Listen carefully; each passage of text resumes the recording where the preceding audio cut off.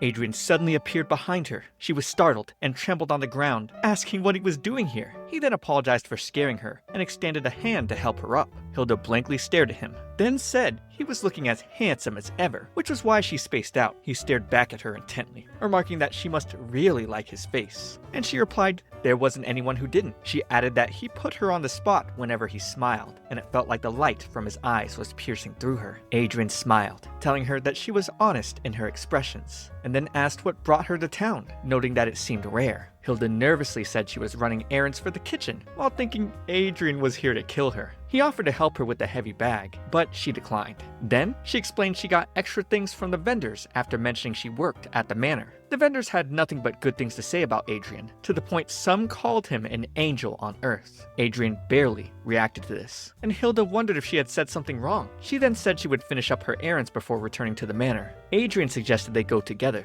but Hilda didn't want to get in the way of his visit outside the manor. He then suddenly dropped a pair of gardening shears on the ground, and Hilda freaked out, asking why he was carrying something so dangerous. But he replied they were just normal gardening shears, even though she saw them as a murder weapon. She made the excuse she feared he would cut himself mistakenly, and Adrian asked if she was worried about him. But really? She was worried for her own life. She tried to collect the shears, offering to hold on to them, but Adrian suddenly lifted it away from her, saying it was better if he held on to them because they were heavier than they looked. He just wasn't willing to give up the murder weapon and told him they weren't heavy at all, noting the bag she was carrying was much heavier. Regardless, the young master insisted on not burdening her, so Hilda finally snapped and told him to carry the bag while she held onto the shears. She saw an opening as Adrian slipped, thinking she wouldn't let herself die in a game like this. As Hilda snatched the shears, she ended up falling to the ground with Adrian. Now close to each other's faces, Adrian said she should have just told him if she wanted the shears so badly.